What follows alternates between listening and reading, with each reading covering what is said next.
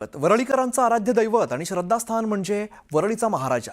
आज या वरळीच्या महाराजाचा आगमन सोहळा मोठ्या जल्लोषात पार पडला। यंदा गणेशोत्सवाचं 103वं वर्ष आहे आणि वरळीच्या महाराजाचं हे राजबिंड रूप मूर्तिकार संतोष कांबळी यांनी साकारलेलं आहे।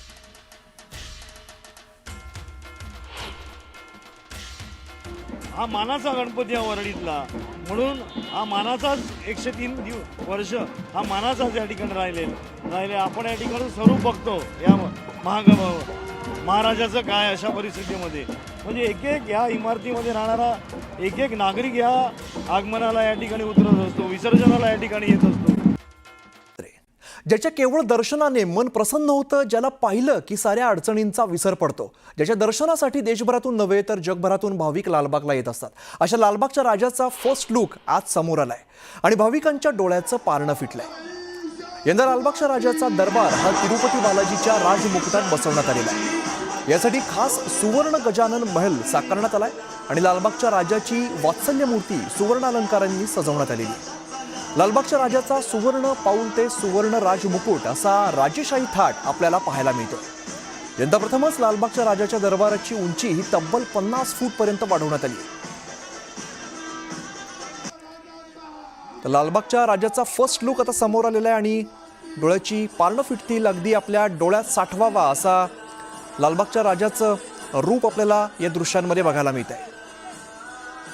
गणेश भक्त ज्या वेळेची वाट बघत होते तो क्षण अखेर आलेला आहे, तो दिवस अखेर आलेला आहे आणि आपल्या लाडक्या बाप्पाचं दर्शन झालेलं आहे, लालबागच्या राजाचं दर्शन झालेलं आहे। राज्यातून नव्हे, देशातून नव्हे तर अगदी जगभरातून लाखो भाविक या ठिकाणी येत असतात आणि आपल्या लाडक्या बाप्पाचं दर्शन घेत असतात। दरम्यान आज लालबागच्या राजाची पहिली झलक सगळ्या गणेश भक्तांना मिळालेली आहे।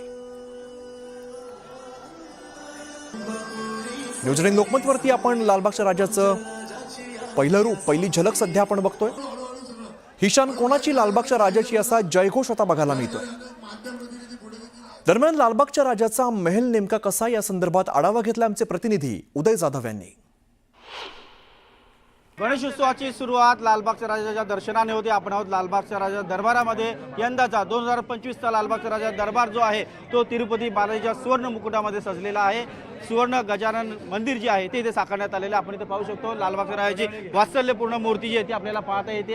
अतिशय सुंदर आणि सुबक मूर्तीच्या पायावरती माथा टेकवण्यासाठी लाखोच नाही तर करोडो भाविक इथे येत असतात। आपल्यासोबत लालबागच्या राजाच्या सार्वजनिक गणेशोत्सव मंडळाचे पदाधिकारी आहेत, मूर्तिकार देखील। आपण सर्वांशी बोलूया, सुरुवात करूया। सुधीर सावी मानस सचिव त्यांच्याकडनं। यंदाचा लालबागचा राजा दरबार जो आहे एक 50 फुटी उंची सेटअप जो आहे तो तयार केलेला आहे। मूर्तीबद्दल आणि आप संपूर्ण देखाव्याबद्दल काय सांगाल? लालबागचा राजा सार्वजनिक गणेश मंडळ यावर्षी 92 वर्षामध्ये पदार्पण केलेलं आहे आणि आज सर्वप्रथम मी सर्व माध्यमांचे आभार मानतो की आज जे प्रथम दर्शन होतं ते संपूर्ण जगभरात लालबागचा राजा जो आज लोकांपर्यंत माध्यमांनी पोहोचवला आहे त्याबद्दल मी सर्व माध्यमांचे आभार मानतो। आपल्यासोबत लालबागचा राजा मूर्तिकार देखील संतोष कांबळी, काय सांगाल? एक सुबक वात्सल्यपूर्ण मूर्ती जी आहे ती भाविकांना पुन्हा एकदा पाहायला मिळाली। खरं सांगायचं गेलं तर यावर्षी खूप मोठं चॅलेंज होतं। यावर्षी डेकोरेशनमध्ये फार म्हणजे खूपच सुंदर डेकोरेशन झालं आहे आणि आज मंडळाने आम्ही सगळ्यांनी एक निर्णय घेतला की पहिल्यांदाच एक म्हणजे आज तू बघतोस की नेहमी प्रभाव असते राजाला, यावर्षी राजाला प्रभाव लावली नाही आम्ही, पण आज जे खरंच म्हणजे आज मन भरून आलं आहे। आज म्हणजे माझ्याकडे शब्द नाही की या डेकोरेशनसाठी, आणि आज बाप्पा पण आज जसं आम्हाला आज सगळे निर्णय लेट लागले आपले हायकोर्टाचे, त्यामुळे आम्ही बाप्पा पण लेट करायला घेतला। जिथे 40 दिवसात आम्ही बाप्पा करतो तिथे आज 20 दिवसात केला।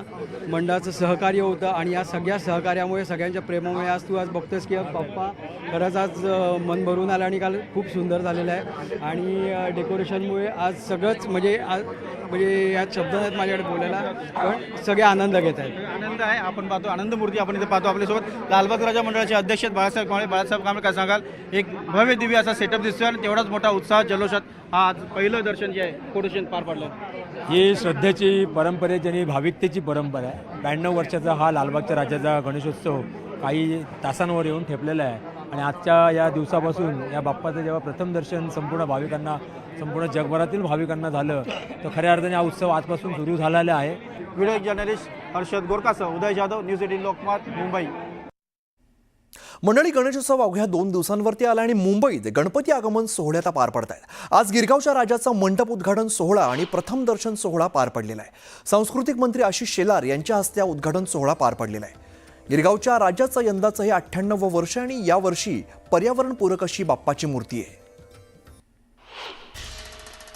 अवघ्या 2 दिवसांवरती गणेशोत्सव हा सण येऊन ठेपलेला आहे. त्याच अनुषंगाने मुंबापुरीत आपण गणपती संदर्भातली धूम पाहायला मिळते. आज खरं तर गिरगावच्या राजाचा प्रथम दर्शन सोहळा जो आहे तो पार पडलेला आहे. मंत्री आशिष शेलार यांच्या हस्ते हा सोहळा जो आहे तो पार पडलेला आहे. आपल्याला पाहायला मिळते गिरगावच्या राजाची भव्य अशी ही मूर्ती, तब्बल 22 फुटाची ही मूर्ती, तसंच पर्यावरणपूरक अशी ही मूर्ती आहे. कागदाच्या लगद्यापासून बनवलेली ही मूर्ती आहे. यंदाचं गिरगावच्या राजाचं 98वं वर्ष आहे. बाप्पाचे डोळे अगदी बोलके पाहायला मिळतात आपल्याला. निळ्या रंगाचे असे हे बोलके डोळे पाहूनच जे गणेश भक्त आहेत ते सुखावताना आपल्याला पाहायला मिळतात. तसंच बाप्पाच्या मुखाजवळच आपल्याला पाहायला मिळते श्रीकृष्णाचं मुख देखील, त्याच्यावरती श्रीकृष्णाचं तोंड देखील आपल्याला त्याच्यावरती पाहायला मिळते. मोठा भव्य असा बाप्पाने परिधान केलेला फेटा, तसेच बाप्पाचे पाय देखील दोन्ही, आणि तसंच त्यासोबतच गुलाबी रंगाचा पितांबर बाप्पाने परिधान केलेला आहे. दरवर्षीच